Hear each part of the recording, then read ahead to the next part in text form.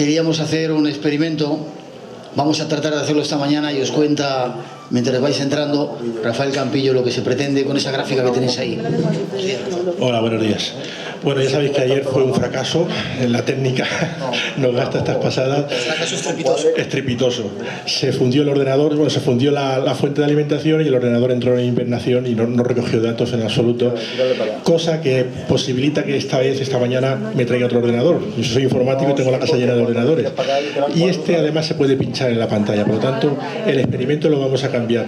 Pero sí quería comentar una cosa, y es que curiosamente esta mañana en la conferencia de Jesús yo está captando los datos sin deciros a vosotros nada, no os he implicado en el experimento, no os he pedido que os centréis en ningún número, y se lo estaba comentando y se estaba enseñando a Miguel a mitad de la conferencia de Jesús. La gráfica ha ido en estado normal y a mitad de la conferencia ha ido bajando y ha empezado a dar valores anormales sobre la media hora, 3/4 de hora después de empezar. O sea, una cosa curiosa, se ve que estábamos todos muy relajados y estábamos metidos en materia. Bueno, voy a explicar esto muy sencillo. Si estáis viendo en la pantalla, tenemos una gráfica con una línea roja curvada arriba y una línea azul curvada abajo.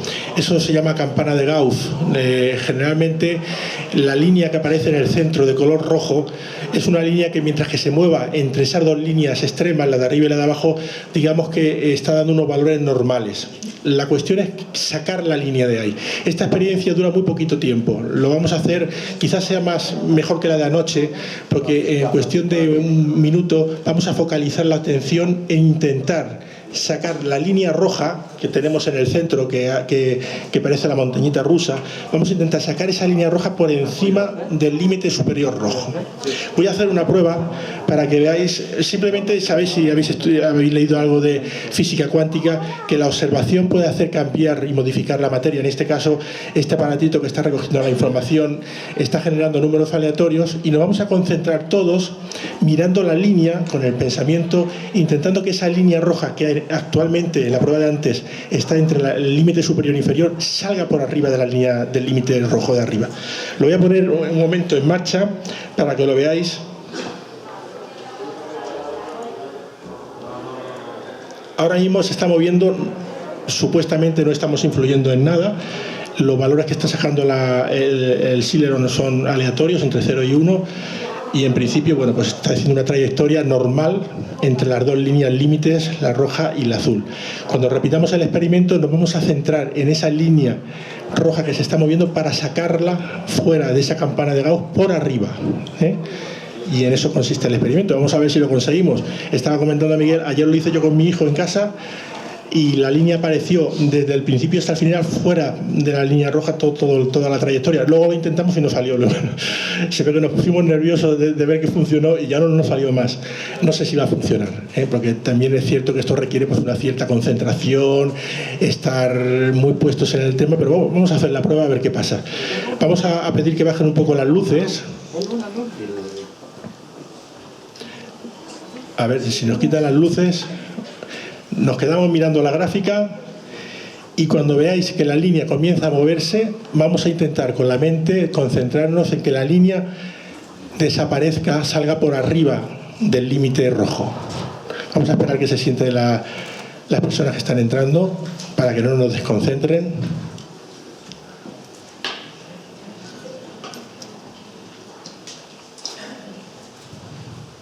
Vale, estamos en silencio, nos concentramos y vamos a ver qué pasa.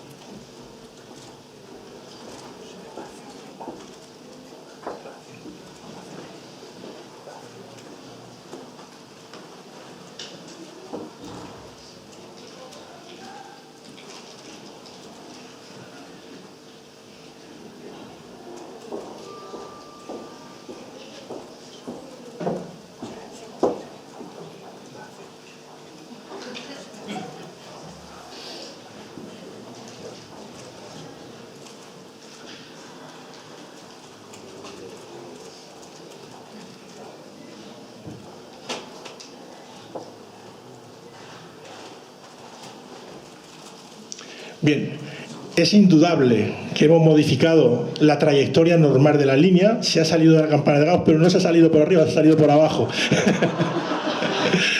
Así que soy zurdos mentales.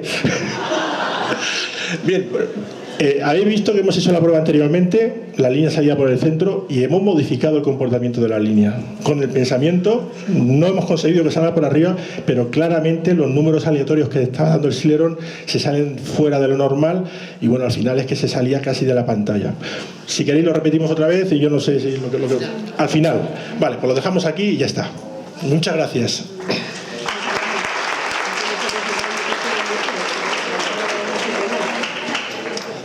Bueno, ha llegado el momento de iniciar esta mesa redonda con todos los participantes. De alguna manera es el momento que vosotros tenéis oportunidad para preguntar esa serie de cosas que se hayan quedado por ahí en el tintero. Yo, para que ir calentando un poco el ambiente, el eje un poco central, tanto de mi charla como de este congreso, era eso del misterio y del más allá, y preguntar, te toca, Jesús, estaba en el más allá.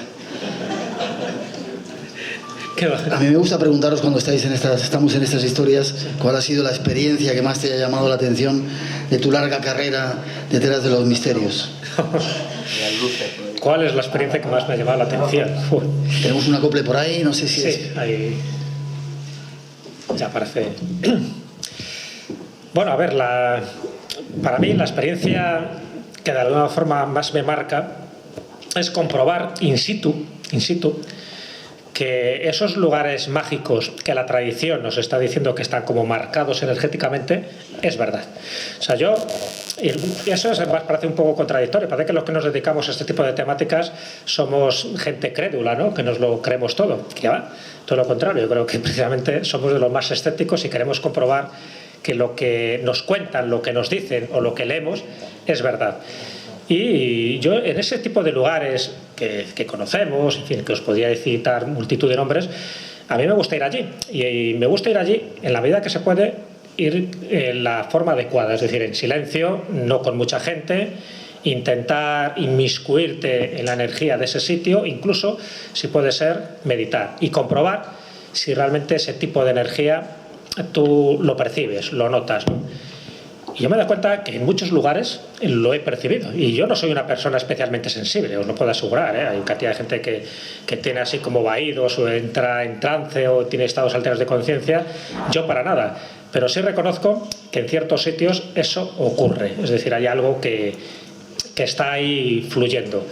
Eso a mí siempre me ha llamado la atención, ¿no? Y de eso tengo casos desde Egipto, también cuando he estado dentro de las pirámides. A mí, para una de mis experiencias cumbres, es la primera vez que entré en la pirámide de Egipto, o cuando he estado en Malta, ¿no? En esos monumentos megalíticos que están considerados como los más antiguos en pie, por lo menos así declarados por el libro Guinness de los récords. Hay algo ahí, es decir, ese tipo de energía que conocían nuestros antepasados todavía hoy se pueden sentir. Por eso yo creo que sí que hay lugares activos, y por eso en determinados sitios, incluido en pequeñas ermitas, yo que sé, por poneros un sitio más cercano, os he hablado de Egipto, de Malta, os podría hablar de muchos lugares del extranjero que conozco, pero no hace falta ir muy lejos. Eso, algún ejemplo de aquí. En Conquezuela, no sé si habéis oído hablar alguna vez de Conquezuela. Conquezuela es una pequeña localidad de Soria, muy cerca de San Badiola de Berlanga, que también es un lugar increíble. En los dos sitios además me ha pasado. Y en San Badiola de Berlanga hay una cueva profunda, donde teóricamente era un lugar de eremitas. Ahí yo he entrado y os puedo asegurar que justo cuando entras en esa cueva que está justo en los cimientos de San Badiola de Berlanga, muy conocida por las pinturas mozárabes que se conservaron y que fueron además expoliadas, sí que sentí ahí algo muy especial, ¿no? Como que de alguna forma entendí cómo los eremitas se podían impregnar de esa energía telúrica. Y en Conquezuela, que está relativamente cerca de allí, hay también una cueva con una serie de petroglifos, con unas esculturas que llaman, y con un riachuelo, en fin, tiene todos los elementos propicios para un lugar mágico. Bueno, si en ese lugar podéis ir, pero con no mucha gente. El problema de la gente es que de alguna forma diluye la energía. Ahí os puedo asegurar que sentís por qué ese sitio ha sido considerado sagrado de forma tradicional, desde épocas prehistóricas hasta relativamente poco. De hecho, hay una ermita católica precisamente para cristianizar un lugar pagano. O sea, es muy curioso. Normalmente estas ermitas católicas aparecen para cristianizar algo que ya de por sí tenía un culto inmemorial. Bueno, pues tanto en esa cueva, con todo el simbolismo que tiene, junto con la otra cueva de San Boadella de Berlanga, os puedo asegurar que ahí yo tuve la sensación de que lo luminoso con N existe y que lo luminoso con L te puede impregnar cuando estás en el estado mental adecuado. Hay una característica en este mundo del misterio que tratan de anularnos los medios que nos rodean, que es la atención. Para ir a esos lugares sí, hay que ir con atención. En la vida, en general, hay que ir con atención. Y sin embargo vamos absolutamente despistados porque hay mucho ruido a nuestro alrededor. Antes de continuar vosotros, lo que sí quiero es que quien quiera preguntar que vaya levantando la mano para que nos vayamos posicionando, porque a ellos, si los dejamos hablar, no vais a preguntar ninguno. Esperamos un segundito, hacemos una ronda rápida. No te Sí, José Manuel. sí. Venga, por eso digo, para que nosotros sepamos a quién tenemos que buscar. Seguid, continuad. A mí me gustaría hacer referencia a algo Breve, si puedes, ¿vale? Algo que ha estado comentando Jesús en su ponencia, ¿no? Como hablabas de esa especie de plan divino, ¿no? De esos personajes que aparecían, unos peregrinos que de pronto creaban tallas maravillosas, ¿no? Porque hay también un personaje que aparece en muchas historias, en muchas leyendas antiguas, sobre todo del siglo XVIII y del siglo XIX, que es el mendigo misterioso, que es un mendigo que aparecía en diferentes lugares. Yo lo he encontrado sobre todo en las tierras en las que más me he movido, como es Andalucía o como es Extremadura, ¿no? Os pongo un ejemplo muy rápido. Hace aproximadamente 150 años, en un pueblecito de Málaga que se llama Benamocarra, aparece un mendigo. Más o menos siempre tienen la misma característica, ¿no? Un ropaje largo, una barba muy poblada, y entra en una finca donde había una casita, un matrimonio, y les pide simplemente pasar una noche y que les den de cenar, ¿no? Bueno, este hombre cena, luego se mete en una habitación que este matrimonio muy solidario le ofrece, y a la mañana siguiente, cuando se va a marchar, les dice: ahí les dejo un regalo.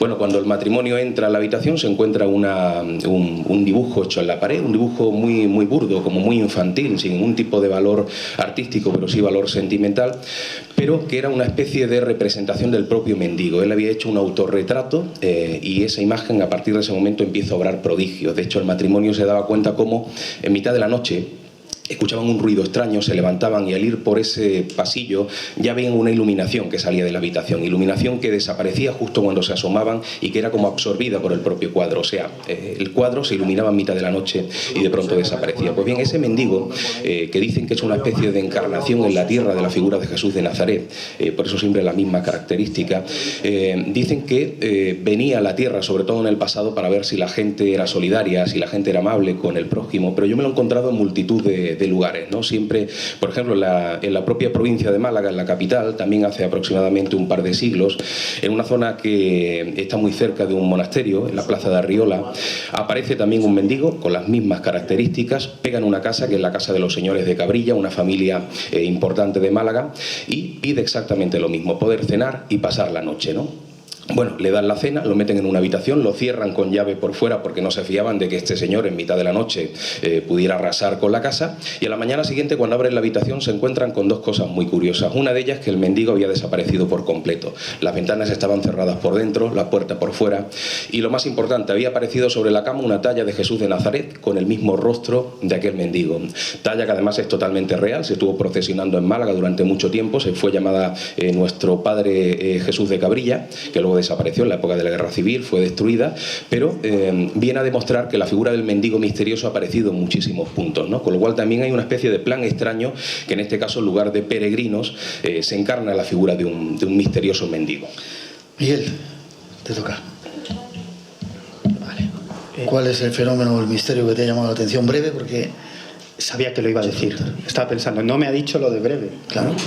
Lo ha dicho. En la radio siempre tenemos la misma conversación, es ¿cuánto necesitas? Y yo le digo, ¿cuánto me vas a dar? Entonces dice 20 y yo digo 25, ¿no? Regateamos, sí. Ahí empieza la negociación. Bueno, hombre, a mí el fenómeno que más me ha impactado, que lo viví en primera persona, fue una experiencia que tuve la oportunidad de protagonizar con otras personas el 9 de diciembre del año 1994. Han pasado casi casi 20 años. Yo lo he contado muchas veces. En ocasiones me dicen, no digas esto, ¿no? Yo digo, ¿por qué? ¿No? Si mi finalidad es que la gente me cuente sus experiencias y entrar en sus vidas y en sus vivencias, ¿cómo no voy a contar yo las mías, ¿no? Sería una actitud un tanto cobarde, ¿no? Y estábamos un grupo de personas en un encuentro previa cita con un individuo, un contactado, que decía mantener algún tipo de comunicación con ese otro lado, en este caso con los tripulantes de los ovnis.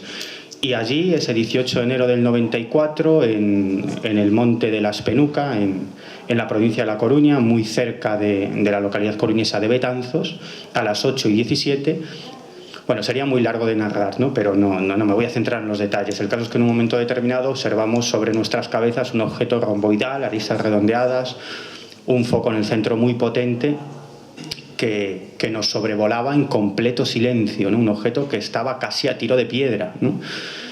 Bueno, esa noche pasaron muchísimas cosas, finalmente el objeto acabó desapareciendo, tuvimos la oportunidad de sacar fotografías, pero ninguna de las fotografías fue válida, ¿no? Incluso se nos veló uno de los carretes.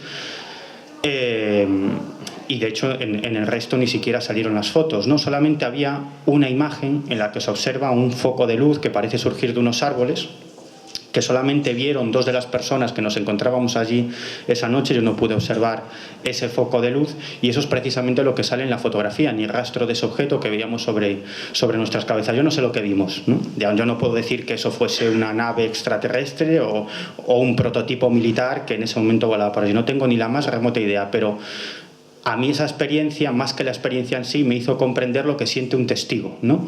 Y a veces cuando, entonces ya en el año 94, recopilaba casos de ovnis y entrevistaba a testigos de avistamientos, de encuentros cercanos, a veces me ponía de los nervios porque los testigos no sabían darme detalles concretos de su experiencia y no lo comprendía. Y luego a mí me pasó lo mismo, ¿no? Es decir, recuerdo ciertos aspectos, pero hay detalles concretos, que valga la redundancia, sobre los que no puedo concretar, ¿no? Y entonces a mí me sirvió para comprender mejor qué es lo que siente un testigo ante un fenómeno de esta clase.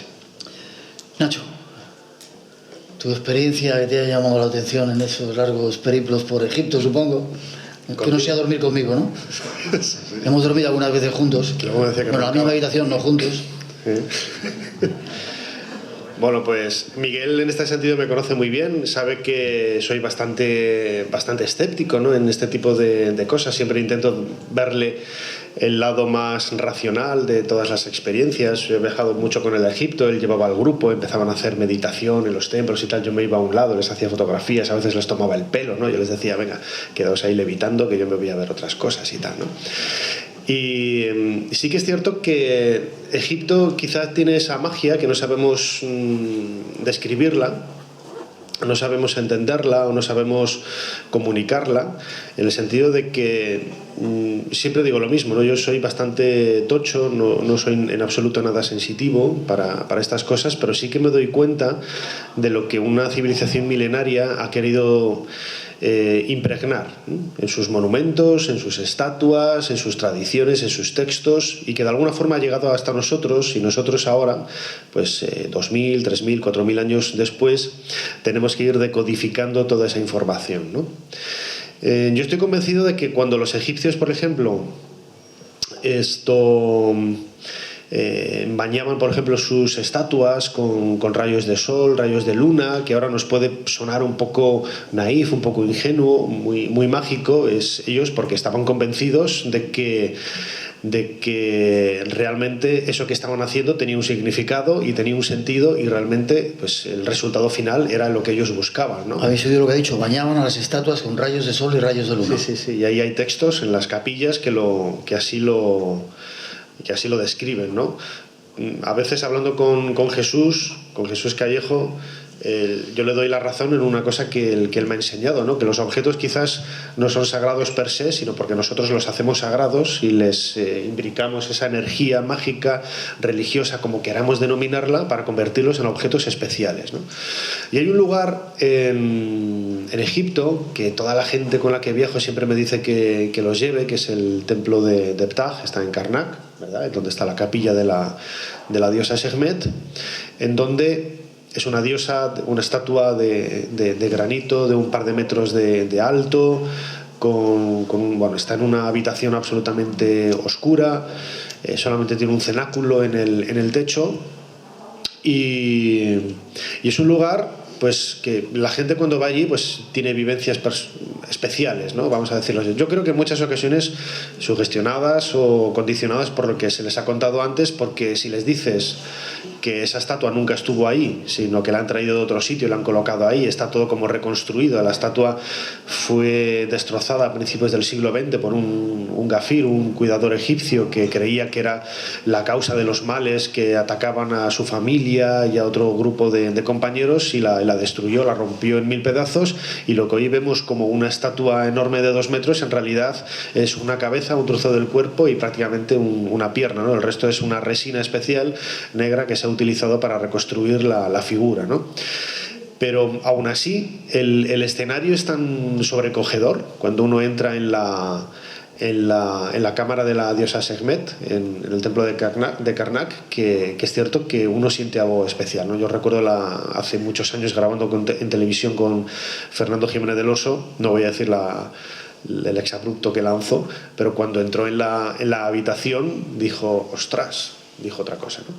Pero porque realmente es una imagen que sobrecoge por el propio escenario en donde, como digo, en donde está colocada.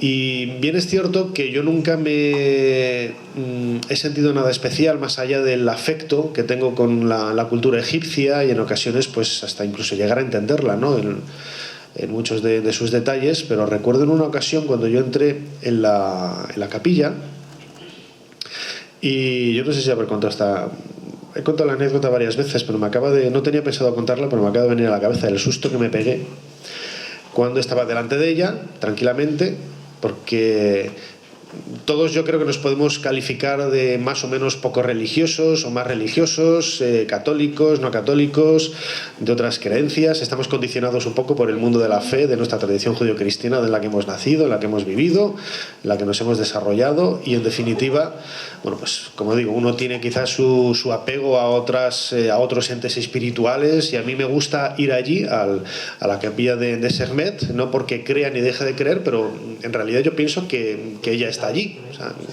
y mira lo que acabo de decir antes, de que soy bastante escéptico en este tipo de cosas, ¿no? Pero me estoy enrollando mucho. Joder. Entonces acabo. Yo estaba delante de la diosa Sekhmet y de repente, todo a oscuras, y veo que empieza a rugir. ¿A rugir? A rugir, sí, a rugir. Claro, cuando os cuento ahora de dónde venía el rugido os vais a reír. Pero estaba rugiendo, de verdad. Y claro, yo me quedo pegado ahí al sitio, ¿no? A la arena del suelo. Hasta que me da por mirar arriba, y era el Habib el Gafir, el egipcio, que había subido y estaba quitando la piedra que estaba cubriendo el cenáculo, el agujero de arriba, ¿no? Claro, imaginaos un bloque de piedra enorme corriendo sobre otro, eso se oía. Yo me quedé pegado. Claro, yo lo primero que pensé, claro, esbocé una sonrisa, pero pensé también en el condicionamiento de los sacerdotes en la antigüedad, que este tipo de juegos los utilizaban precisamente para eso, para condicionar a los fieles, a la gente que les seguía, ¿no? Egipto es un país maravilloso en el que podemos encontrar infinidad de misterios relacionados con todo tipo de detalles, ¿no? No solamente del mundo del más allá, sino también del más acá. Así que no me enrollo más. Ángel. Bueno, la verdad es que, como dice el Quijote, cosa breve, amigo Sancho, que te harán fablar. Y yo recuerdo precisamente donde ha dicho Nacho, un lugar fantástico, un lugar donde te encuentras con cosas, con sensaciones muy especiales, sobre todo cuando no vas con ningún tipo de sentimiento, no vas predispuesto para nada, pero como te das cuenta que existen esos lugares, yo no sé si son lugares mágicos, lugares de poder o lugares muy especiales. No solamente en los hospitales pasan cosas, pasan muchísimas cosas allí, como decía Robert Woodrock, aquellas cosas que jamás a lo mejor salen del hospital, donde los médicos nos los contamos los unos a los otros, o los personales sanitarios nos contamos cosas los unos a los otros. y que jamás saldrán en ninguna radio, en ninguna revista, en ninguna televisión, absolutamente nada.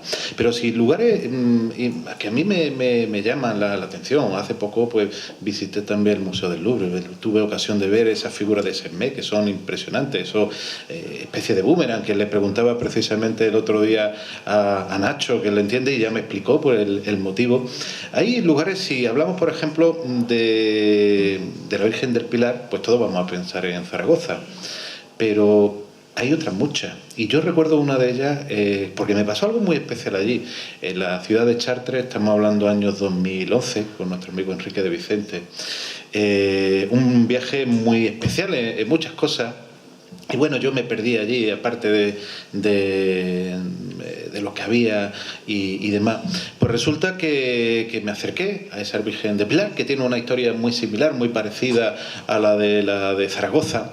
Y yo iba con mi reloj digital, que tiene una brújula digital y tiene una serie de medidas.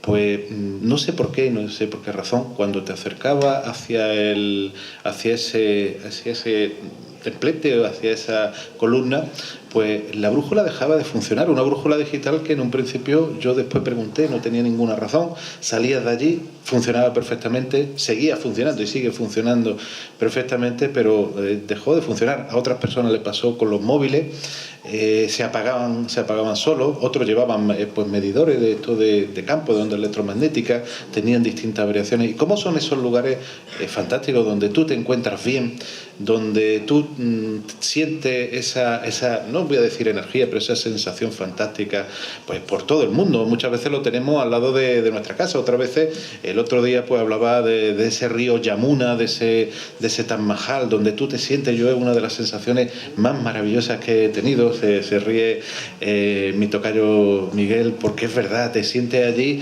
y te sientes realmente en esa tranquilidad, en esa paz, pues que muchas veces te hacen falta, pero muchas veces unos megalitos. Hace poco iba a Menga, allí en la provincia de Málaga, en Antequera, esos megalitos de hace 10, 12.000 años, impresionante, que ojo, que un misterio, y lo visitamos también con José Manuel, es que uno está al norte, otro al sur, otro al este, y falta un cuarto. No sabemos dónde está, pero falta uno del que los que están mirando a algún lado.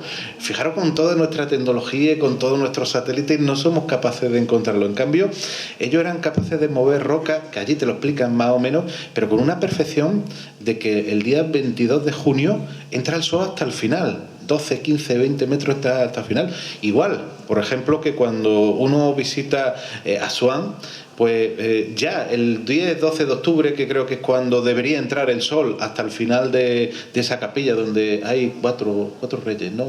En Abu Simbel, pues no llegan porque, fijaros, con nuestra tecnología no hemos sido capaces de replicar lo que Egipto o lo que los egipcios hacían pues hace miles de años. Yo esos lugares que muchas veces, ya digo, lo tenemos al lado de nuestra casa, que lo podemos ver, cuevas fantásticas o lugares maravillosos, pues a mí, aparte de muchas cosas que han ocurrido, evidentemente en el hospital, que si alguna vez hablásemos, y aquí hay compañeros médicos, más de uno se echaría mano a la cabeza, porque no son, como diría Alan Parsons, historias de misterio e imaginación, sino son historias reales que le hemos vivido y que le hemos corroborado. Gracias. Vamos con las preguntas, si queréis. Por ahí atrás creo que había una. Bueno, buenos días y enhorabuena, ¿no? Porque yo creo que este congreso es muy interesante. Nosotros vinimos el año pasado, nos gustó y hemos repetido. Me han dicho, solo una pregunta, luego si puedes más. Pues bueno, he elegido y voy a comenzar con el doctor Pertierra. Usted explicó ayer las experiencias y los testimonios y lo hizo sobre gente adulta. Supongo que habrían creyentes, no creyentes, de todo un poco, ¿no? Escépticos. Pero yo creo que los adultos podemos estar más sugestionados porque todos en algún momento hemos escuchado aquello del túnel y de la luz. ¿Pero ha encontrado alguna experiencia cercana a la muerte de niños? Pues mira, a pesar de que he estado trabajando 3 años en un hospital materno-infantil, no he encontrado allí ninguna experiencia de niño. Posiblemente porque la patología que nosotros tratamos es más livianas, quitando algunas infecciones importantes como pueden ser otomastoiditis o accesos cerebrales, que realmente tampoco son patologías que uno pueda seguir como la oncológica. Pero sí sé que se han hecho estudios muy interesantes y muy importantes, y no voy a hablar de Burpo y su libro, sino en estudios incluso en Venezuela y en otros países, en Estados Unidos, donde los niños te cuentan lo que ven. Ve una serie de seres, hay veces lo tratan de angélico, otras veces tratan de su compañero, otras veces pues tratan de otra cosa, y te dice, igual que los ancianos, ellos no tienen ningún reparo en contarte lo que estás viendo. Como bien dice, dentro de todo el grupo de personas, pues había ateos, agnósticos, creyentes, no creyentes, y dentro de este grupo de niños, pues evidentemente también personas que los padres son de una forma o de otra. Pero, como tú bien dices, ellos no cuentan, o lo que cuentan, o lo que uno puede leer en bibliografía seria me refiero, es que cuentan las mismas historias que los adultos, lo que pasa que evidentemente con sus palabras, pero que es una realidad que está ahí. Lo hablábamos hace un ratito con un compañero de otro hospital, que es muy cercano de aquí, y que son realidades que está ahí. Se ocurren en los niños, los adultos, los ancianos, en hombres, mujeres, en cualquier ser que pueda tener esta experiencia. Ahora, a mí me gustaría de verdad que alguna vez pudiésemos ponerle apellido. Por ahí atrás creo que hay una, sí. Buenos días. Mi pregunta era para Nacho Ares. Quería que si pudiera hablar, aunque sumeramente, de la creencia de los egipcios. Me parece que el ser humano tenía varios cuerpos, no solo el físico, tenía cuerpos etéreos, astrales, algunos quedaban también aquí cuando fallecía el cuerpo físico, y otros, no sé, tenían otro destino. Si puede hablar un poco de cuáles eran cada uno, qué función tenían, qué significado. Muchas gracias. ¿Estuviste ayer en la charla? ¿Estuviste ayer en la charla? Es que precisamente lo que preguntas lo comentaba al principio. Al principio no, pero lo repito, no me importa nada, lo repito. A punto falta, sí, a punto. Bueno, los egipcios tenían la idea de que había cinco elementos que formaban el cuerpo humano, ¿no? Que eran el más importante de todos, quizá el nombre, ser nombrado, que tu nombre estuviera escrito en un sitio, te garantizaba la vida eterna de alguna forma, ¿no? El recuerdo. También estaba la sombra, es algo muy cotidiano para todos los objetos físicos, para nosotros también. Para ellos tenía como una suerte de vida propia. Y luego había 3 elementos espirituales, que eran el Ka, el Ba y el Aj. El Aj era una suerte de espíritu que nos daba energía, que nos acompaña durante toda la existencia. El Ba es lo más parecido a nuestro alma, y el Ka es quizá el elemento más característico, más importante de ese mundo espiritual que tenían los egipcios, y que suponía también pues una especie de fuerza vital que no solamente te acompañaba en este plano, sino en el más allá, ¿no? La presencia, lo hablábamos ayer, de momias, de estatuas del difunto. Lo único que se buscaba con ellos era tener un soporte físico para esa entidad espiritual que era el Ka. Ahora bien, nosotros cuando hablamos de fantasmas, de apariciones, de espectros, etcétera, ellos no lo entendían como tal. O sea, no tenían la idea de que hay, por lo menos solamente hay un texto que se ha conservado de una carta de un marido que dice que las desgracias que le suceden vienen derivadas de la presencia de su mujer que ha fallecido y que le está haciendo un poco la vida imposible, ¿no? Y no señala directamente que está hablando de que se le aparece el fantasma de su mujer, sino que es esa presencia mágica que él identifica con las catástrofes que le suceden en su vida diaria, ¿no?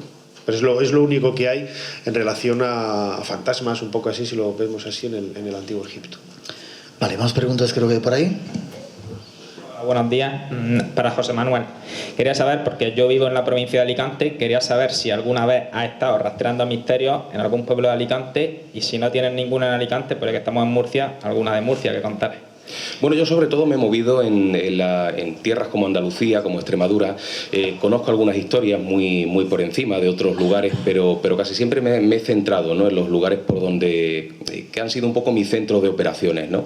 Entonces, no sé, ahora mismo así de cabeza sería difícil elegir algunas normalmente suelo fallar mucho en fechas y no me atrevería tanto. Sí me gustaría precisamente ayer aprovechando tu pregunta, ayer cuando terminaba la charla, comentaba eso de que el misterio a uno le cambia la vida, ¿no? Y precisamente eso de salir a diferentes municipios, a pueblos de interior, han provocado que también mi configuración de lo que es el mundo del misterio haya cambiado. O sea, más allá de los casos, que antes era lo primordial para mí. Yo cuando salí a investigar, por ejemplo, hace 15 o 20 años, el misterio era lo fundamental, era lo que más me importaba.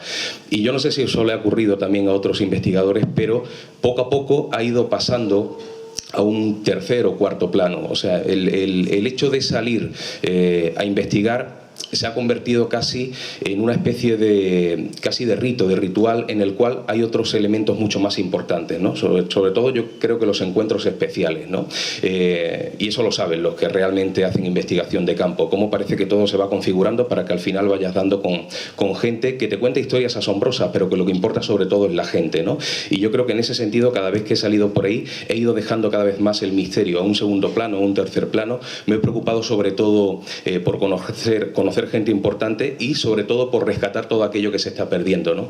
Yo creo que últimamente hay poca comunicación entre la gente, estamos olvidando mucho el pasado, aquello que en cierto modo era el sello de identidad de cada municipio, y el rescatarlo es importante, ¿no? Yo creo que todo el mundo tiene casi la obligación, si tú eres de una provincia concreta o de un municipio concreto, ponerlo todo por escrito, incluso aunque no seas escritor, aunque tu libro no esté en ninguna tienda, el hacerlo a través de un blog, el tomar nota de todo, porque se está perdiendo y es muy triste. Yo me he dado cuenta que en muchos de mis libros hay información que aparece que hoy día ya no está en la calle, que igual me lo contó un señor que ya ha fallecido y que ese secreto se lo ha llevado a la tumba, ¿no? Y gracias a Dios estaba ya puesto por escrito, ¿no? Entonces yo siempre recomiendo a la gente que en los lugares donde vivan, sean investigadores o no, intenten recopilar todo aquello, ¿no? Porque el misterio al final también se pierde, esas pequeñas historias, esas leyendas, esas tradiciones de las cuales los investigadores no se suelen preocupar mucho, suelen ir un poquito más a los grandes casos, y yo creo que ese tipo de mini historias, que eran aquello que tanto importaba en el pasado, es muy importante de recopilar y de poner en negro sobre blanco. Seguimos con más preguntas. Buenos días, y quiero felicitar a todos los conferenciantes por vuestras exposiciones. Mi pregunta sería un poco dual, sería a Jesús Callejo y a José Manuel, porque había estado hablando de personajes que llegaban y habían obras milagrosas. Yo quería saber, vosotros que habéis estado haciendo entrevistas a pie de campo, si ha sido el fenómeno contrario, personajes que hayan llegado a pueblos y cosas y que ha habido epidemias o haya habido catástrofes. Bueno, yo conozco una historia que fue precisamente la que me impulsó a hacer en mi provincia natal, en Málaga, una ruta por los 101 pueblos. Y fue por bueno, ya lo mencionaba ayer en la charla, un libro que me dejan, que tiene que ver con un historiador malagueño que había estado recopilando un montón de información hace ya bastantes décadas sobre todo tipo de historias, cultura, personajes importantes. Y había una que me llamó mucho la atención porque es casi la parte contraria, ¿no? Como tú comentas, es un obispo que llega al antiguo poblado de Alcaucín, se llamaba Zalia, es una zona de montaña donde hoy día ya no está el poblado, precisamente a raíz de lo que ocurrió. Y bueno, este hombre va a compartir su fe, pero parece que lo reciben bastante mal, lo echan de allí prácticamente a pedradas y lanza una maldición. O sea, estamos hablando de un personaje vinculado con la religión que hace todo lo contrario. Esa maldición se ve reflejada en una especie de plaga de serpientes además que tenían un tamaño monstruoso. Eso es muy típico de algunos, tanto de Málaga como de Cádiz, esas leyendas de serpientes que se ponen erguidas, que tienen una cabeza casi humana, como afirma la tradición. Y fue arrinconando de tal forma esta legión de serpientes a la gente que tuvieron que desplazar el antiguo poblado de Zalia a donde se encuentra hoy día el actual Alcaucín, ¿no? Con lo cual ahí vemos la parte contraria, ¿no? Como a veces la religiosidad también es capaz de lanzar una maldición, casi como una especie de plaga que hace que toda la población se desplace a otro sitio. Yo creo que sería un poco el caso más llamativo, el que más me ha asombrado. Sí, a ver, es verdad que el de José Manuel está muy relacionado con los casos de maldiciones. Es verdad que hay muchísimas leyendas donde va un personaje, también otro extraño peregrino, no le hacen ni caso, no le dan de comer, no le dan alojamiento y él lanza una maldición. Esa es la base en la que subyace, por ejemplo, todas las ciudades asolagadas de Galicia y que Miguel Pedrero conoce muy bien. Es decir, luego se identifica con Dios, con Jesucristo, ese extraño peregrino que al no recibir esa especie de hospitalidad, con esa furia divina que tiene, dice, pues que se hunda, ¿no? Y se acaba hundiendo esa ciudad bajo las aguas, o hay un terremoto y se convierte, pues eso, en un lugar maldito, precisamente por no haber sido generosos. Eso es una leyenda, evidentemente, pero es curioso que se da como esa reciprocidad que estamos diciendo. Por una parte, estos peregrinos que ayudan, pero por otra parte, si no les ayudas, cuidado, que la ira puede ser tremenda. Eso se ha dado, ¿no? Y luego conozco también otro tipo de leyendas, que muchas son falsas, ¿no? Ahora que estamos aquí en Mazarrón, en la comunidad murciana, había una leyenda que yo creo que es falsa, por lo menos por todo lo que yo he investigado, que era el ataúd maldito, ¿no? Un ataúd que entra por Cartagena y allí por donde va el ataúd pues va muriendo la gente. Luego decía que era Drácula el que estaba metido en el ataúd, y luego cuando vas rastreando eso, también llegan a Borós, en Toledo, en fin, por distintas localidades donde va ese ataúd maldito van ocurriendo distintas desgracias, ¿no? Y así está recogido en algunos libros, en algunos artículos que se han publicado, y se le ha dado cierta credibilidad. Bueno, pues parece que está basado en un relato de Alfonso Sastre, que es muy divertido, pero que no tiene ningún tipo de credibilidad, pero que al final eso se pensó que era auténtico. Es decir, ese tipo de maldiciones sí se producen en las leyendas. Y luego el caso más cercano, allí por donde va alguien y ocurren desgracias, se llaman gafes, así que hay que tener cuidado con ellos. Por ahí tenemos a alguien más. Para Miguel Pedrero. Para Miguel Pedrero, ¿puedes relatarnos algún caso ovni que ayer nos dio mucho tiempo? ¿Algún caso ovni, perdón? Si nos puedes relatar algún caso ovni que ayer nos dio mucho tiempo a exponer. Uf, madre mía. tantos y tantos casos. No lo sé, mira, son muchísimos casos. He tenido la oportunidad de seguir, te diría, cientos de casos de encuentros cercanos con ovnis. Y llega un punto que casi lo más interesante no es el suceso en sí. A mí siempre me preguntan, a veces me llama mi padre por teléfono y me pregunta, ¿dónde estás? ¿No? Bueno, pues estoy aquí y tal, y dice, pero ¿para qué sigues haciendo el idiota, viajando, si total todos son iguales, ¿no? Es decir, una historia más para la colección, pero ¿para qué, no? No estoy de acuerdo, porque cada caso, y no hablo solamente de ovnis, sino otro tipo de fenómenos extraños que desde mi punto de vista todos están muy unidos.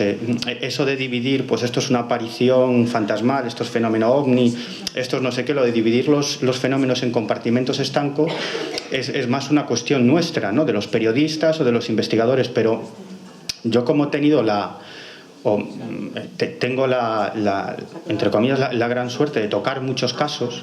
No soy especialista en nada, pero tengo una gran curiosidad, y entonces pues investigo casos de apariciones marianas, de apariciones fantasmales, de ovnis, no sé qué. Pues uno se da cuenta que no son tan diferentes, que lo único que cambia es la máscara, cómo se presentan, pero luego el resto tienen infinidad de denominadores comunes, ¿no?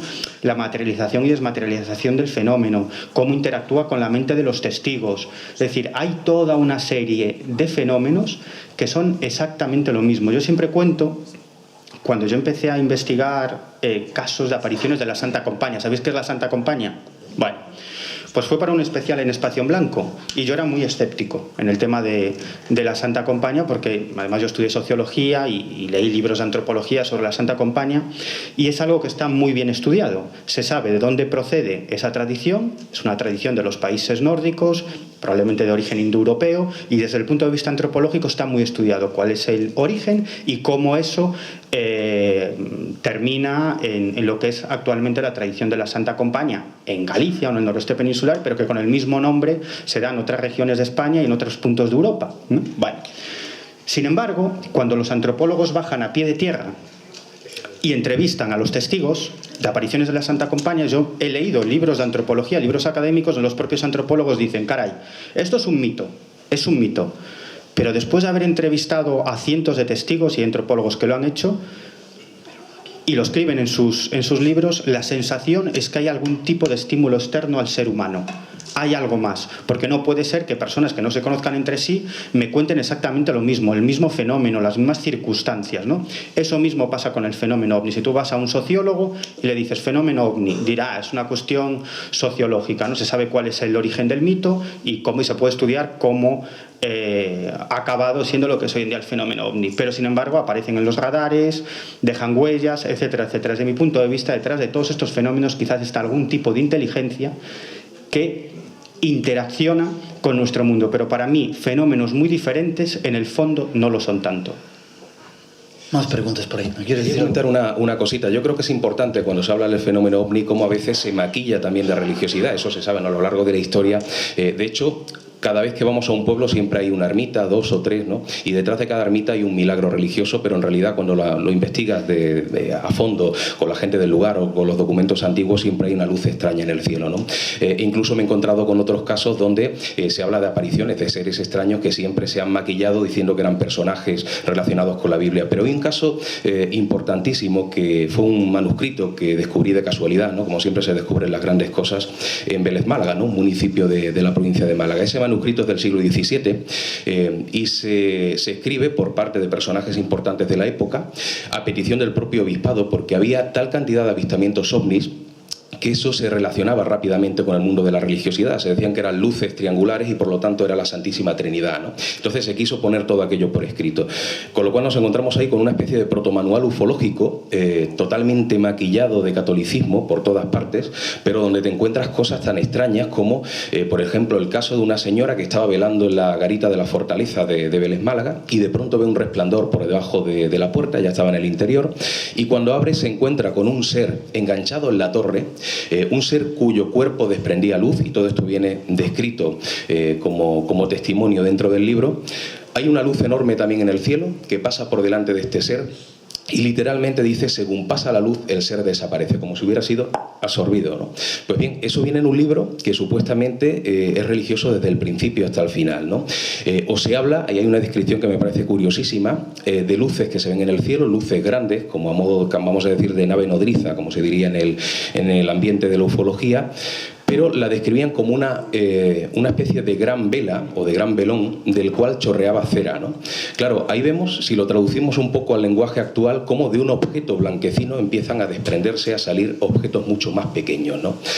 Claro, a mí me llamó mucho la atención, ¿no? Seguramente si ese libro ellos hubieran sabido, aquellos que lo escribieron, para lo que iba a servir en un futuro, en el caso de que un investigador se lo tropiece, yo creo que jamás lo hubieran escrito, lo hubieran destruido, ¿no? Con lo cual ahí vemos cómo siempre en el pasado ese tipo de sucesos extraños se han maquillado. Entonces hay que tener mucho ojo a la hora de analizar los fenómenos religiosos, porque detrás de muchos de ellos está la ufología, ¿no? Y por eso siempre intento centrarme en el fenómeno religioso, porque sé que detrás está ella, ¿no? Esa gran desconocida que es la ufología, que para mí es uno de los fenómenos más apasionantes. Miguel Pedrero quiere decir algo breve y seguimos con preguntas. Una cosita muy breve. Ahora que está comentando esto Frías, ¿sabéis cuál es la primera mención escrita a la aparición de la Santa Compañía? Es a mediados del siglo XIX, seguro que Jesús Callejo lo sabe, y es de un británico que viajó por España, era un predicador, se llamaba... Efectivamente, creo que es del año 1854. Efectivamente. Y así se va financiando también en su viaje por España. Bueno, pues en ese libro de este hombre está la primera descripción escrita de la aparición de la Santa Compañía. Este hombre estaba en Padrón y narra en su libro cómo una noche contrata a una persona de la zona para que lo lleve hasta Corcubión, para que le haga de guía, ¿no? Y esta persona le dice que él si quiere de día sí, pero de noche nada de nada, porque hacía poco se había topado con la Santa Compañía, ¿no? Y la descripción que ofrece este hombre de la Santa Compañía es muy curiosa. Él decía que iba con unas vecinas por un camino cercano a Padrón de noche y observaron una serie de luces voladoras, ¿no? Que volaban muy cerca, ¿no? Y que los asustaron tremendamente. ¿Sabéis cómo lo interpretó este hombre? Eran las almas de los difuntos que iban por los cielos con sus cirios ardientes. Vale, seguimos con preguntas. Yo quería, primero, más que felicitaros, agradecer la presencia, porque siempre se aprende muchísimas cosas. Para Miguel, hay un tema que no se ha tocado, que me gustaría quizá, que si hay una tercera versión, pues que se podría tocar. El tema de la reencarnación y el recuerdo de vidas anteriores. Y os voy a hacer una pregunta muy concreta, quizá para todos los que habéis podido estar en Egipto. ¿Es cierto que a la orilla del Nilo hay un olor muy, muy especial? ¿Hay un qué? ¿Un olor? Un olor muy especial. Primero tú, Nacho. Hay olor algo especial. que la gente que ha estado en Egipto describe como un olor especial. Egipto cada día huele peor últimamente porque es que iba a decir algo de eso, sí, pero... El Cairo es una ciudad que no se puede soportar de la contaminación que hay, sí. Pero... Yo nunca había oído ese detalle y que comentaran. A ver, sí que es cierto que en el momento en que pones el pie en el aeropuerto notas que estás en un sitio diferente y sí que es cierto que huele a, pues parece un tópico, ¿no? Pero la historia esta de que huele a las especias y tal, aparte del olor a mierda, pues también, ¿no? Pero es un olor diferente, no desagradable, o sea, no, hombre, depende de por dónde te metas, lógicamente, pero... Y sobre todo luego cuando caminas por el Nilo, ¿no? Porque no soy Jesús caminando por las aguas del mar, ¿no? Pero cuando navegas por el Nilo o estás en las riberas del río, hueles, sí, como un agua un poco más densa de lo normal, pero nunca lo había tomado así como una cosa extraordinaria para eso. Miguel Ángel quiere decir algo al respecto. Bueno, sobre el tema de la reencarnación y bueno, vidas pasadas, hay un libro muy interesante de Sergio de Peñalillo que se llama La historia del túnel y el bardo. No lo quise poner ayer y hay otra, bueno, realmente de personas pues que hacen regresiones. Todo el mundo seguro que os suena a Brian Weiss, pero yo quiero contar una experiencia personal que tuve de una de las regresiones que pude realizar. Fueron 2 años de investigaciones realmente interesantísimas. No ha salido en ningún sitio y no creo que salga en ningún sitio a colación. Pero a mí me llamó la atención por lo que ocurrió. Fue una persona, le hicimos una regresión, entró dentro de esa regresión a una supuesta, a una presunta, como dicen ahora, vida anterior. Y resulta que él hablaba de ser un piloto de la Segunda Guerra Mundial, tampoco nadie importante, y nos hablaba de una ciudad alemana, una calle con un número determinado, y bueno, pues además con un nombre no nada de Schmitz ni nada, sino con un nombre muy específico, claro. Ya entra la curiosidad de uno cuando acaba la regresión que dice, bueno, pues me voy a poner en San Google o San Yahoo o lo que sea a buscar. Y bueno, va encontrando datos, va encontrando pues que ese nombre de esa persona existe. Que ojo, que no una persona que es famosa, ni es Napoleón, ni es Himmler, ni es ningún otro personaje, sino que fue una persona que te aparece ahí buscando y buscando y buscando y buscando que eso. Bueno, resulta que fue, pues como decía este hombre, le había ocurrido. Este hombre me negó absolutamente de que supiera la historia, pero claro, aquí una de las claves era el nombre de la calle. Nos metimos, pues claro, en el Google Maps, como hay el Street View, la calle no existía. Claro, tú dices, pues ya se ha equivocado. Además te decía casas individuales en el número tal, una calle Heiserstrassen, me acuerdo perfectamente, que significa ahí algo así como la calle, yo no sé alemán, pero algo así como la casa o la calle del fantasma o del espíritu, más que fantasma, espíritu. Y entonces pues estuvimos buscando, no aparecía por ninguna parte. Y bueno, fruto de la casualidad o de la causalidad, como digo yo muchas veces, pues alguien pues va a Alemania porque tiene familia allí y dice, bueno, pues si quiere, pues yo conozco allí gente, va a esta ciudad y lo puedo conseguir, a lo mejor, pues, presunta y posiblemente también de nuevo, algún mapa de allí antiguo.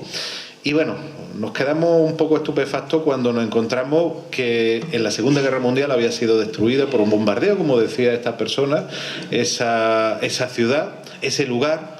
Además, con los detalles que nos había dado, la calle había desaparecido, era el número 27 de la Heiserstrasse, existió. Como él nos había dicho, habían cambiado totalmente la estructura de toda la zona, lo habían convertido en otro elemento, en otras circunstancias. Incluso, bueno, tú veías el mapa de la ciudad y bueno, representaba lo que estaba ahí o lo que ese hombre contaba. Hasta ahí podemos llegar. Yo creo que son datos suficientes como para empezar a pensar, no el primer caso ni el único caso pues de regresiones que hay ahí. La mente humana es algo, un elemento tan importante que nos puede encontrar o podemos encontrar esos agujeros de la memoria que hablaba Dominic Capia, como bueno, quizás haya algo y podamos encontrar. Científicamente estamos hablando de algo después. Esto es real, vamos, tangible y totalmente indiscutible porque fuimos muchas personas las que le estuvimos estudiando, ya digo, 2 años. y bueno, que cada uno, aquí vamos a ser eclécticos, cada uno que piense lo que quiera. El tema de las reencarnaciones evidentemente merece 2 o 3 congresos, o sea que toma nota para seguir hablando del asunto. ¿Más preguntas por ahí? Buenas. Felicitaros a todos los ponentes de este congreso, con un nivel tanto humano, científico y profesional que llama la atención, por lo menos me llama a mí. Yo soy médico especialista precisamente en radiofísica y bueno, hasta hace poco tiempo era bastante escéptico, luego he ido descubriendo cosas con mi especialidad y con mi profesión y os he seguido a alguno de vosotros porque me parece muy interesante algunas cosas que decís y la línea incluso que trabajáis, ¿no? Mi pregunta sería un poco para todos, aunque quiero que la coordine Miguel, porque para mí está claro que existe un más allá, una energía, eso está clarísimo. He tenido la evidencia de ver, porque trabajo con máquinas muy sensibles, con resonancias magnéticas, escáneres de alto campo, de cuando una persona está cerca para fallecer o para morir o en una situación, las máquinas de alguna manera lo perciben o hay ciertas interferencias que muchas veces no se han comentado, no se comentan, pero sí se saben. E incluso pues cuando hay personas que están en estatus próximos a la muerte, pues también las máquinas de alguna manera tienen cierto tipo de respuesta, pero eso sería muy largo y no quiero yo. Mi pregunta es, yo tengo clarísimo que existe un más allá, una energía más allá, y nosotros tenemos mucha energía, cada persona. Mi pregunta es, en vuestra experiencia, ¿vosotros creéis que ese más allá se trasluce en una energía o en una inteligencia, por así decirlo? O sea, ¿existe un más allá con componente inteligente que nosotros podremos pasar a otra dimensión? La respuesta es sí, no o escéptico, si queréis. ¿Sí o no? Vale, hacemos una... Jesús, ¿qué dices? ¿Sí o no? A ver, solo tengo 2 cosas muy claras. La primera es que este sector es mucho más activo a la hora de hacer preguntas. Sí, por ahí... Este es el más allá y el otro es el más acá. La otra convicción es que sí creo que hay algo más allá de esta vida, que ese algo evidentemente no es que sea una inteligencia, yo creo que además es un lugar, es una dimensión, es todo un estado. Por supuesto nada que ver con los conceptos clásicos del infierno, del purgatorio ni del cielo, pero sí que esto continúa y evidentemente continúa en otro tipo de espacio que no corresponde a nuestras leyes tridimensionales, pero que es otra cosa distinta. Un poco lo ponía en el programa ayer Miguel Blanco, en Espacio Blanco, ponía un testimonio de Antonio Gala. Él hablaba un poco de esa experiencia cumbre que tuvo y se dio cuenta de que se le había perdido el horror vacui, porque sabía que cuando esto termine no hay un salto al vacío, sino que algo te acoge, es un salto en paracaídas y que luego esto continúa. De otra forma totalmente distinta que ni nos podemos imaginar, pero que esto continúa. Resumiendo, Miguel, sí. Miguel Ángel Pertierra. Bueno, yo tengo que decir sí, por experiencia personal, pero también por experiencia de todas las personas, de cada una. Sabes que cuando se trabaja en un hospital, en mi caso un hospital regional, era un hospital de batalla, siempre lo decíamos, 400, 500, 600 urgencias diarias, de ellas el 20% de otorrinolaringología, imaginaros la cantidad de personas, y durante mucho tiempo sin unidad de cuidados paliativos. Era en nuestra planta la unidad de cuidados paliativos realmente que existía. Cuando uno ve fallecer y acompaña a fallecer a muchas personas, se da cuenta de muchas cosas, desde el que el ateo se transforma y se convierte a que hay y ocurren muchas cosas que la ciencia no es capaz de explicar. La respuesta, ya digo, sí, no solamente por la experiencia cercana a la muerte, sino por la experiencia médica que uno tiene, tú lo sabes bien. Llega un momento que es que no tienes ni la duda razonable. Ahí hay una realidad que evidentemente quizás todavía no estamos preparados para entender. Es muy difícil para nosotros entender ese salto al vacío, pero como decía Gala, a lo mejor a muchas personas puede no cambiar la vida, cosas que yo dudo, porque yo con todo y cada uno de los que he hablado le cambia la vida, pero sí le cambia la muerte. José Manuel. Bueno, yo lo tengo muy claro, tanto a nivel personal como a nivel de investigador, ¿no? No sé cómo está configurado ese otro lado, ese más allá, pero yo creo que, aunque sea a puro nivel estadístico, tanta gente ha vivido experiencias de contacto con personas que supuestamente que están al otro lado, que yo creo que eso ya nos serviría, ¿no?, para saber que algo existe, ¿no? Sé que a veces hay dos visiones muy contrapuestas. Muchas veces los investigadores, sobre todo los parapsicológicos, los que van por ahí a lugares a hacer psicofonías, a intentar captar lo imposible, captan una visión quizá un tanto triste, ¿no?, la del alma errante, de la persona que está enclavada en un lugar concreto, y que parece que es así en ocasiones, ¿no? Luego te pones a analizar el pasado de ese enclave concreto y te das cuenta de que ha habido una muerte luctuosa, que ha habido algún acontecimiento trágico, y que eso parece que ha dejado enclavada a una persona a un lugar concreto. Pero luego está la visión que a mí más me gusta, ¿no?, y que se ve, por ejemplo, reflejada en el último libro de Juanjo Benítez, ¿no? Cuánta gente ha regresado, entre comillas, del otro mundo para dejar un mensaje de que están bien, ¿no? Pues bien, esa es la visión con la que yo más me he tropezado en los últimos años, ¿no? Con personas que han tenido contacto con gente del más allá, con aquellos que se han ido, con sus seres queridos, y que regresan en algún momento determinado, ¿no?, casi como para reconfirmar que existe ese más allá. Entonces, bueno, no me queda más remedio que creer, o más que creer, saber que realmente eso existe. Nacho. Bueno, voy a ser breve. Yo diría que sí. O sea, no tengo ninguna evidencia ni a favor ni en contra, es más una creencia que una evidencia. A lo largo de la historia se han propuesto infinidad de posibilidades, en muchos casos dependiendo un poco de la idiosincrasia de cada pueblo, de cada cultura, de cada religión, de cada sociedad. Cada uno lo interpreta de una forma, pero bueno, te lo confirmaré dentro de muchos años, espero. Y como decía el título, ¿no?, de la peli, el cielo puede esperar, ¿no? Yo me prefiero de momento quedarme aquí, me puedo seguir haciendo la pregunta y dentro de mucho tiempo pues conocerlo. No tengo ninguna prisa por saberlo.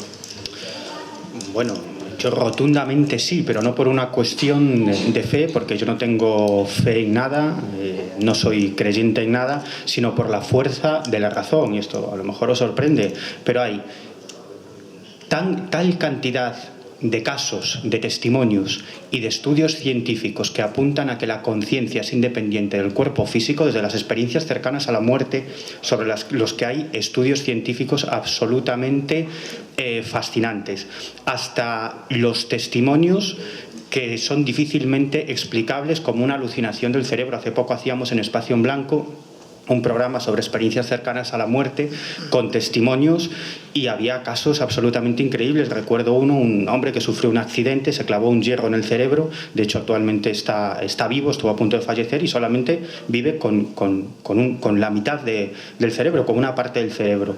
Y este hombre en la sala de operaciones no solamente describió lo que estaba sucediendo, sino también describió algo muy curioso, y es que una enfermera iba con unos zapatos rojos operando, ¿no?, allí ayudando en la operación, y luego lo preguntó cuando se recuperó, y efectivamente era una enfermera que había venido de una boda, se había olvidado los zuecos que suelen llevar las enfermeras, y entró directamente al quirófano a toda prisa con unos zapatos de tacón rojos, ¿no? O los testimonios de personas que cuidan a enfermos terminales, que están a punto de pasar al otro lado y que son testigos. Incluso ahora estamos siguiendo varios casos en los que son varios los testigos, los familiares, que ven cómo esa persona, ese enfermo, en el momento de fallecer, ven cómo sale algo de su cuerpo, el alma, incluso su cuerpo, por no hablar de los casos de apariciones fantasmales, que hay infinidad de testimonios de resucitados, ¿no?, de personas, entre comillas, que llegan del más allá. El fenómeno de la transcomunicación instrumental, es decir, el contacto con entidades del otro lado a través de aparatos electrónicos. Es decir, hay tantísima información, tantísimos casos, tanto, que por fuerza tenemos que aceptar que probablemente exista algo, y es algo absolutamente esperanzador. Es decir, no es el terror de las psicofonías. ¿Qué puede haber más esperanzador?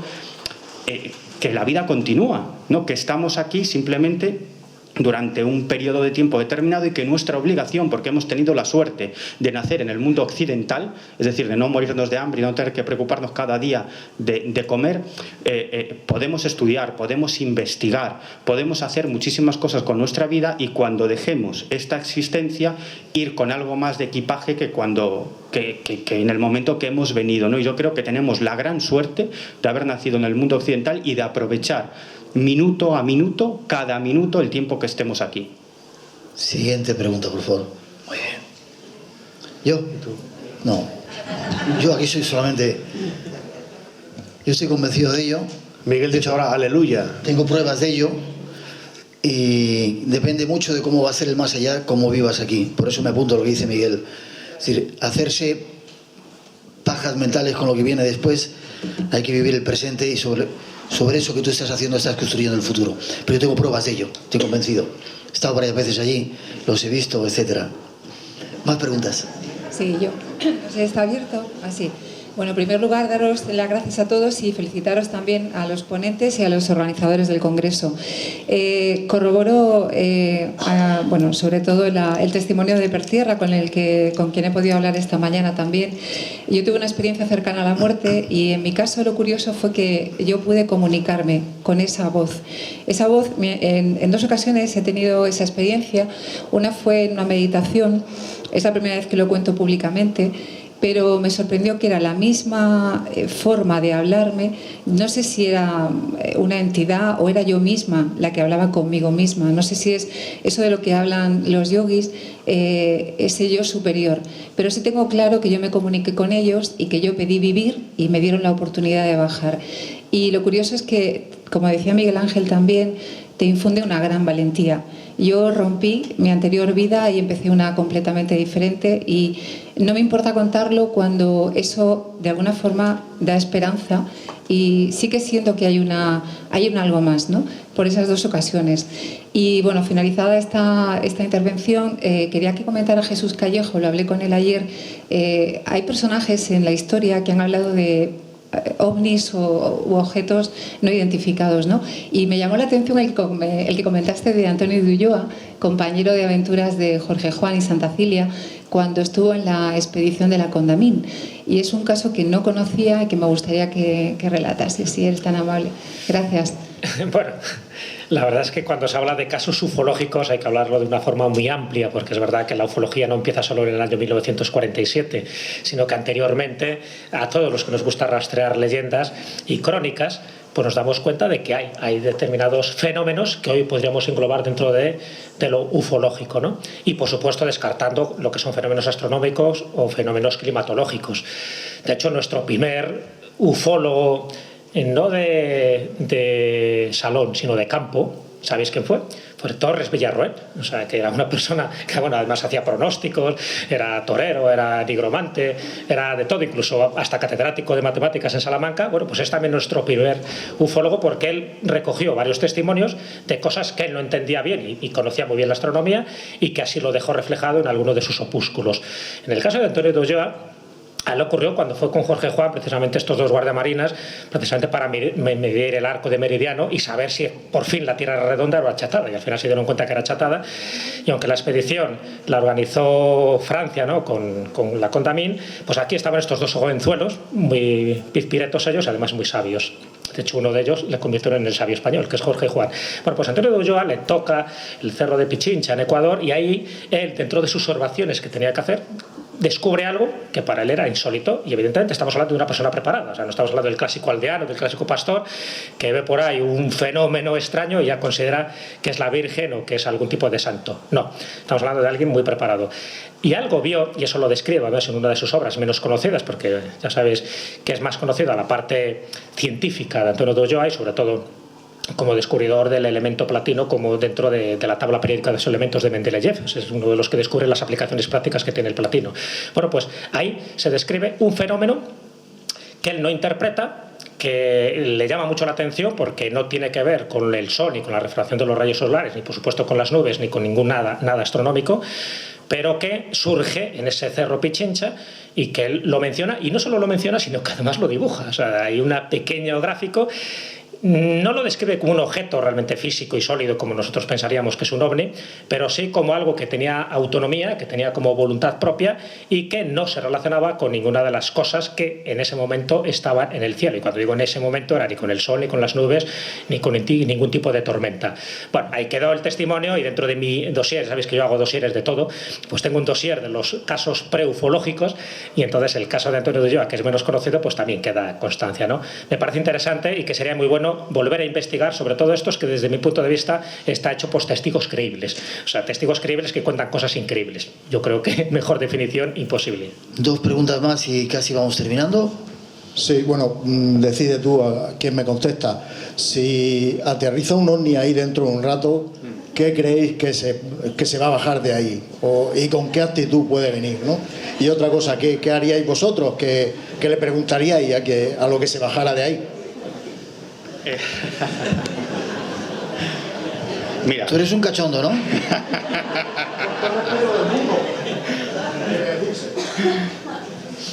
¿Qué se bajaría de ahí? Pues no tengo ni idea, porque casi hay tantos humanoides con tantas formas físicas como casos, ¿no? Durante una época los investigadores, y eso lo sabe bien Jesús y José Manuel, en una época se dedicaron prácticamente a catalogar humanoides, ¿no?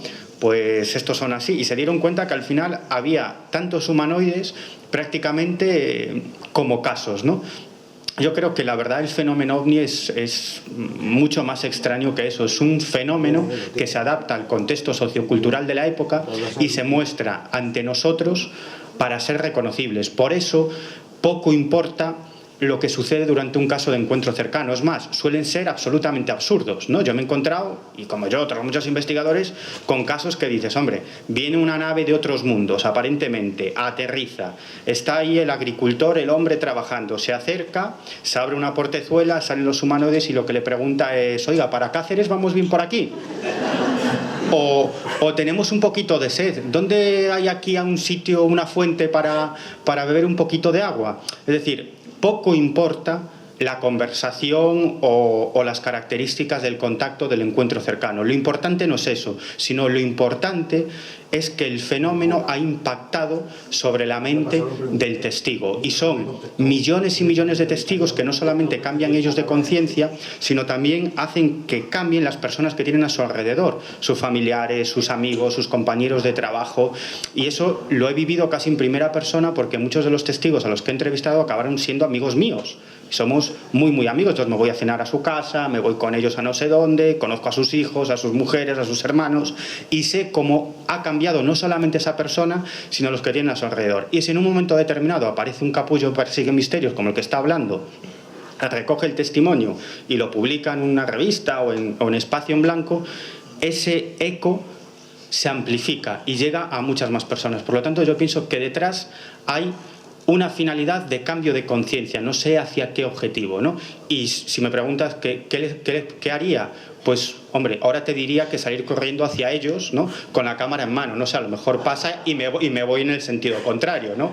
Habría que verlo. ¿Y qué le preguntaría? Pues tantas cosas que, madre mía. Última pregunta. Aquí.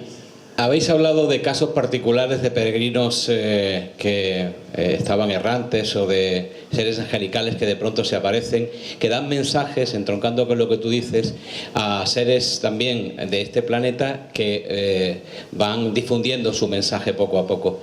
Pero ayer comentó Miguel algo que creo que le interesa sobremanera. Nosotros también hemos hecho algunas investigaciones al respecto allí mismo, que son los círculos de las cosechas. Un fenómeno que tenemos aquí al lado, que es casi mundialmente conocido, pero muy poco difundido por los medios de comunicación.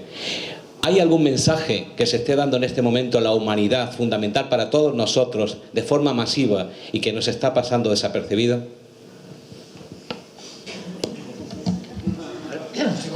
Yo estaba hace muy poquito en los círculos, el año pasado, de hecho, uno de los, de los platos fuertes de ese viaje, que incluía Glastonbury y unos sitios de alrededor, era precisamente ver estos círculos, pero in situ, ya sabéis, lo que os he comentado. A mí me gusta comprobar los lugares. Conozco mucha información, pero no solo me quiero quedar en lo teórico, sino quiero estar allí. Y tenía mucho interés en ver estos círculos si era posible, ¿no? La verdad que el mes que fui era el propicio, porque era el verano. Yo había ido muchísimas cosas alrededor de los círculos, entre ellos que son falsificaciones, y quería comprobarlo. Y efectivamente, al final me pongo en contacto con una de estas agencias que van directamente al lugar donde se producen los hechos y bueno, pues había dos círculos, no porque se hubiera producido en ese momento, sino porque todavía no había sido cosechada todo el trigo, todo el cereal que había allí. Y allí que voy, y allí me encuentro con un par de sorpresas. Por una parte sí me doy cuenta que por lo menos uno de los círculos era falso, era un atrapatontos para que fueran allí, en fin, dejaras un poco tu óvulo, tu tu propina, y está claro que era para beneficiarse. Claro, ahí me di cuenta de que había dos cosas para distinguir si estamos hablando de un fenómeno real y un fenómeno falso. Falsedad hay en todo, como todo pasa en la vida. Basta que algo tenga un reclamo turístico para que siempre haya algún listillo que te lo fabrique prêt-à-porter. Y no tiene ningún tipo de problema, además ningún tipo de escrúpulo. Pero se sabe, porque son círculos muy groseros, muy fáciles de crear, con cuerdas, en fin, con palos y cosas de este tipo. Pero evidentemente hay otros que no.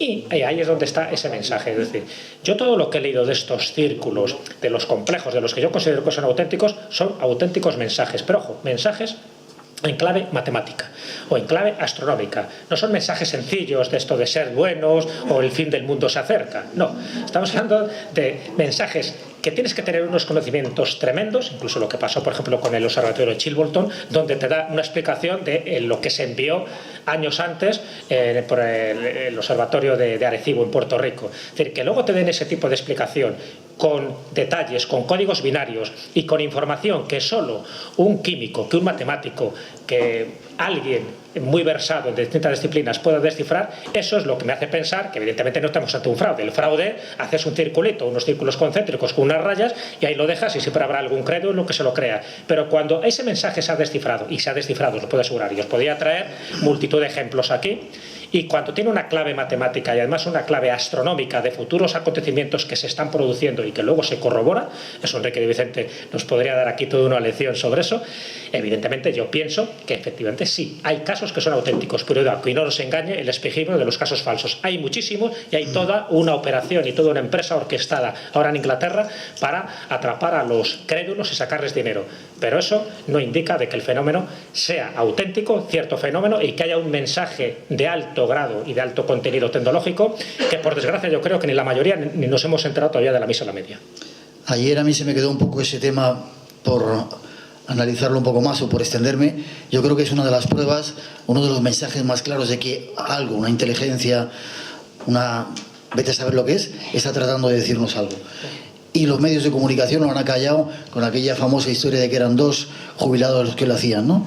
Es la forma en la que cierto tipo de sistemas utilizan para callar la verdad o los lugares o ciertas cosas que te dan un poco de conciencia. 2 preguntitas, seguirlo si podéis por ahí porque la información está, para que veáis lo importante que es. Bueno, muchas gracias primero por darme esta segunda oportunidad. A ver, para Miguel, con la historia que contaste... ¿Cuál de ellos? Hay 3. Con la historia que contaste ayer de la señora esta, de la empresaria de Barcelona que se vio que le atropelló un carruaje, ¿hay testimonios, por ejemplo, hay testimonios del pasado de decir, ostras, me he encontrado con una mujer, con un hombre vestido de otra forma a la época en la que yo existo, un cuadro, cartas, no sé, algún testimonio de que el pasado, de alguien del pasado que haya visto personajes de otra época? Y enlazando con la historia de Jesús, dominamos el tiempo, caballo de Troya, por ejemplo, ¿no podrían ser los peregrinos viajeros en el tiempo?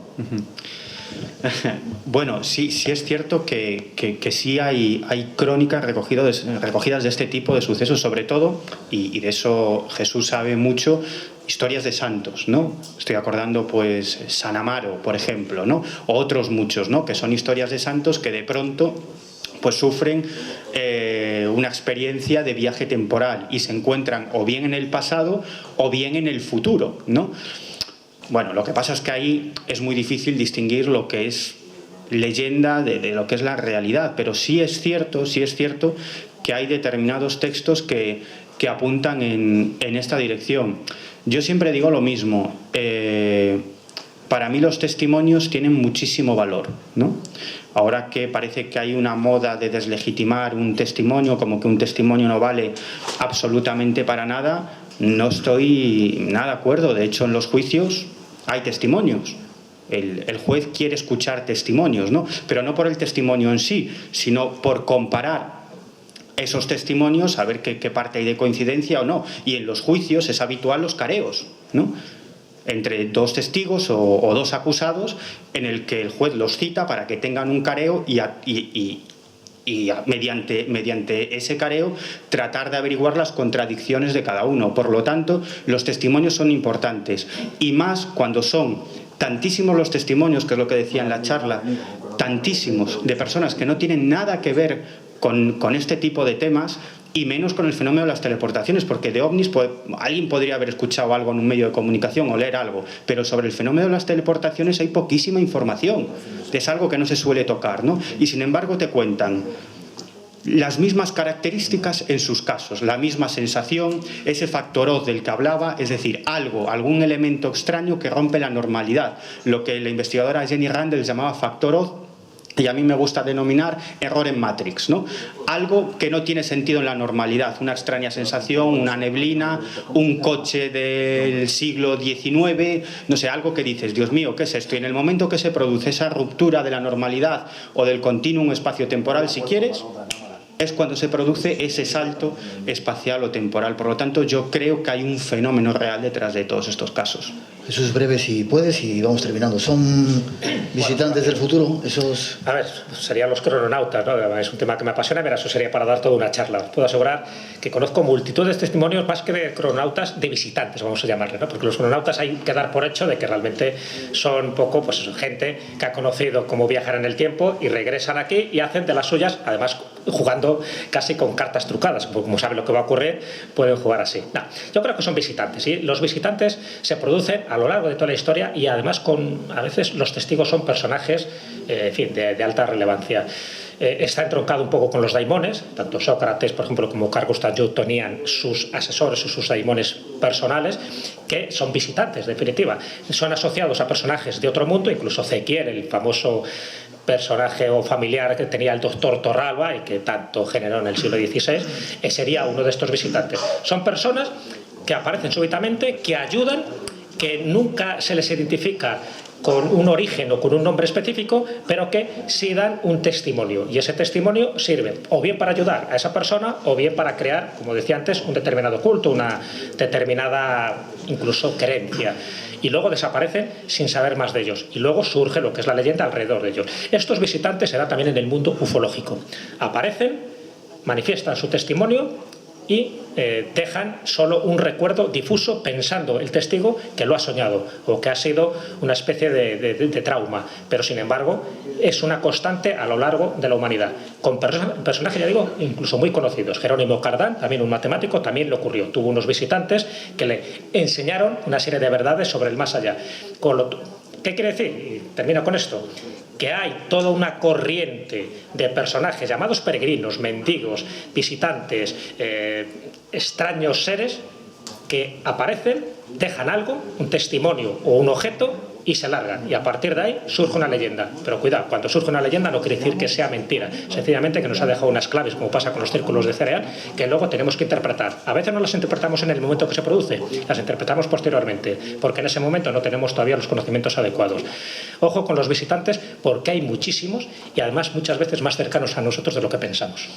Última pregunta por ahí atrás. ¿Es verdad que el más allá ese sí es el más acá? Ya lo has visto, está activo. Más allá ahí, el más acá está todo tranquilo. Mejor a este sector. Hola, mi pregunta va de nuevo a Nacho Ares. Le veo que habla poco y quiero darle juego. La pregunta va en relación con la Esfinge. No sé, hay una teoría que dice que es mucho más antigua de lo que realmente se cree. No sé, ha habido un estudio sobre el tema de la erosión del agua. Luego se dice que, no sé si también eso es oficial, de que no es la cabeza del faraón no estaba originalmente ahí. También se dice que hay una zona hueca por debajo, una sala hueca. Quería saber tu opinión sobre estas teorías y también si hay algún tipo de investigación, excavación o algo relacionado con ello para averiguarlo, o no se permite ninguna excavación en la zona. Gracias. Yo recuerdo antes del año 2000, en Espacio en Blanco, cuando colaboraba con Miguel, estábamos muy pendientes, ¿no?, de la sala de los archivos. Los viajes que hacíamos allí era una de las perchas que siempre utilizábamos, ¿no?, que decía Edward Casey, un visionario, un profeta americano, había dicho a mediados del siglo XX que con la llegada del año 2000 se iba a descubrir debajo de la Esfinge lo que él llamaba la sala de los archivos, una especie de biblioteca con el conocimiento de una civilización antigua, posiblemente la Atlántida, que había dado origen a la civilización faraónica tal y como la entendemos, ¿no? Pasó el año 2000 y ahí no se ha encontrado nada. Sí que se ha excavado. Las últimas perforaciones que se han realizado hace apenas un par de años, buscando cámaras, y no hay absolutamente nada debajo de la esfinge. Se ha perforado también cerca de los lomos de la esfinge. Y sobre la edad de este monumento, pues siempre se ha datado por los textos y por las referencias arqueológicas que han aparecido en los alrededores, y al estar en la avenida en la calzada de la pirámide de Kefren, pues se ha intentado relacionar con este faraón, ¿no? Hacia el 2500 más o menos antes de nuestra era. Sin embargo, desde el punto de vista tipológico, parece un poco más antigua. Hay algunos egiptólogos que la relacionan con el faraón Keops, el padre de Kefren, el constructor de la Gran Pirámide, y sí que es cierto que la diferencia de tamaño que hay entre la cabeza y el cuerpo, que está desproporcionada, parece dar a entender que se trata de un monumento prefaraónico, de algún pueblo, de alguna cultura africana que estuviera en el lugar, y que luego fue adaptada y amoldada, dependiendo un poco de las formas y los gustos artísticos de los faraones, pues a sus creencias, ¿no? Esto está basado en el hecho, como decías ahora, de las marcas, las acanaladuras de agua que hay no solamente en la esfinge, sino en la cubeta. Es una antigua cantera en donde está la esfinge, y que parece demostrar que esas acanaladuras se produjeron hace unos 5.000, 6.000 años, ¿no? O sea, antes de, como no sé, unos 3.000, 4.000 años antes de la construcción supuestamente de la esfinge, ¿no? Entonces esto retrasaría un poco la historia de este monumento, pero bueno, pues como decía ahora, encuadrándolo en un ambiente, en una cultura prefaraónica, y que luego en la época faraónica, a partir del cuarto milenio antes de nuestra era, del 3000 y poco, ya sobre todo con el 2500, la construcción de las grandes pirámides, pues ahí estaría un poco ya como un protagonista más de la meseta de Giza, ¿no? Todavía es un tema muy candente, muy polémico, pero yo sí que creo que pueda ser un monumento prefaraónico y luego reutilizado, sí. Bueno, pues llega casi el momento de terminar antes de que Antonio concluya. Y yo creo que en mi nombre y en el nombre de todos los que hemos venido, primero, desear que os haya servido de algo esta presencia, este viaje aquí con vosotros, y daros las gracias por vuestra compañía, por vuestro calor, por vuestro cariño. Que lleguéis bien a casa, ir con cuidado, y que nos sigamos viendo en este y en otros sitios. Muchas gracias por haber compartido este tiempo. Gracias.